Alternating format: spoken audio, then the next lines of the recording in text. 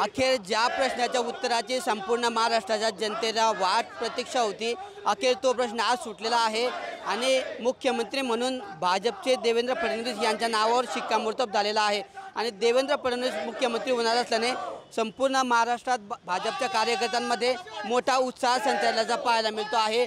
जळगावमध्ये सुद्धा भाजपच्या कार्यालयामध्ये या ठिकाणी कार्यकर्त्यांच्या असेल पदाधिकाऱ्यांच्या वतीने फटाक्यांची आतिषबाजी करत या ठिकाणी जल्लोष करण्यात येत आहे। आणि आपण जर बघितलं तर कार्यकर्त्यांच्या हातामध्ये या ठिकाणी देवेंद्र पर्व असलेल्या त्यांच्या छायाचित्राचा या ठिकाणी उल्लेख आहे। म्हणजे आज त्यातच आता मुख्यमंत्रीपदाची शपथ घेतल्यानंतर महाराष्ट्र राज्यामध्ये या ठिकाणी देवेंद्र पर्व सुरू होईल असं या ठिकाणी पदाधिकारी कार्यकर्त्यांचं या माध्यमातून एक प्रकारचं सांगणं आहे। आपण या ठिकाणी कार्यकर्त्यांशी बोलणार आहोत।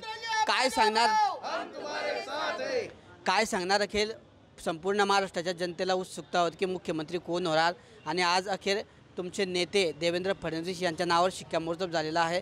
कोणत्या शब्दात तुमचा आनंद व्यक्त कराल? महाराष्ट्रातल्या जनतेने देवेंद्रजी फडणवीस यांच्यावरती विश्वास दाखवला आणि विक्रमी यावेळेस जागा या भारतीय जनता पार्टीच्या निवडून आल्या।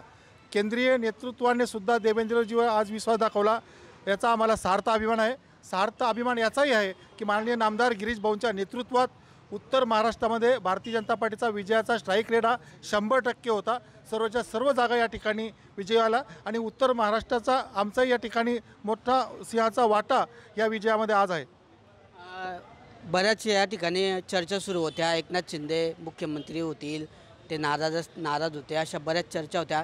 पण आज अखेर सर्वानुमते देवेंद्र फडणवीस यांच्या नावावर शिक्कामोर्तब झालेला आहे। उद्या शपथविधी होतो आहे, कसं पाहता त्या शपथविधीकडे? आपण बघितलं असेल की भारतीय जनता पार्टी ही संघटनात्मक पक्ष आहे आणि ज्या पक्षाचे जास्त आमदार त्याचा मुख्यमंत्री होतो। आपण मागील काळात बघितलं असेल की ज्या वेळेला माननीय देवेंद्र भाऊ मुख्यमंत्री पूर्ण 5 वर्ष होते, आजपर्यंतच्या इतिहासात कुठलाही मुख्यमंत्री 5 वर्ष राहिलेले नाही। त्यामुळे भारतीय जनता पार्टीने एक विश्वासाने एक दिलाने वरच्या केंद्रीय नेतृत्वाने त्यामुळे देवेंद्रजींनाच नेतेपदी केलं आणि मुख्यमंत्र्याची जबाबदारी त्यांच्यावर सोपवलेली। या ठिकाणी मुख्यमंत्री म्हणून देवेंद्र फडणवीस यांचं नाव निश्चित झालेलं आहे। तुमचा लाडका देवा भाऊ जो होता सर्व, त्या लाडक्या भावाचा आता मुख्यमंत्री म्हणून तुम्ही उद्या पाहणार आहे, ते उद्या शपथविधी घेणार आहे, कसा आनंद आहे? ह्यामध्ये महाराष्ट्रात आता विधानसभा 2024चे इलेक्शन झाले। मागील 5 वर्षातलं काम हे जनतेनं पाहिलं आणि त्यांनी पूर्ण महायुतीला कौल दिला। तर लाडक्या बहीण म्हटलं तर अनेक योजना गव्हर्नमेंटच्या आहेत सरकारी, त्या योजनांचा महिला ऑनलाईन लाभ घेत असतात, त्या लाभार्थी झालेले आहेत भरपूर। त्यामुळे सर्व महिला वर्ग हा खुश आहे आणि सध्या जे लाडक्या बहीण 1500 रुपये म्हटले तरी आज त्या बाईला स्वाभिमानानं प्रमाणे तिचे स्वतःचे पैसे तिच्या अकाउंटला आलेले आहेत। त्याचा महिलांना भरपूर आनंद झाला आणि महिलांनी भरघोस मतांनी पूर्ण सर्व समाजाच्या मतांनी महायुतीला विजय मिळवून दिला आणि सर्व महिलांना देवेंद्रजी फडणवीस साहेब मुख्यमंत्री होणार आहेत म्हणून ह्याचा खूप आनंद आहे।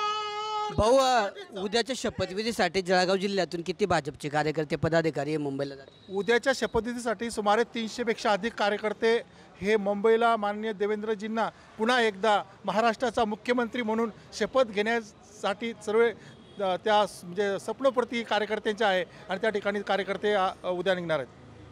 देवेंद्र फडणवीस यांना पुन्हा मुख्यमंत्री पदाची शपथ घेतानाचा हा अविस्मरणीय क्षण पाहण्यासाठी आम्ही मुंबईला जाणार आहोत आणि एकंदरीतच खऱ्या अर्थाने उद्याच्या देवेंद्र फडणवीस यांच्या मुख्यमंत्री पदाच्या शपथविधीसह या सरकारच्या शपथविधी सोहळ्याची संपूर्ण राज्याला प्रतीक्षा आहे आणि या शपथविधी सोहळ्याकडे संपूर्ण राज्यातल्या जनतेचं तसेच भाजपच्या कार्यकर्ते पदाधिकाऱ्यांचं या ठिकाणी लक्ष लागलेलं आहे। किशोर पाटील, TV9 मराठी, जळगाव।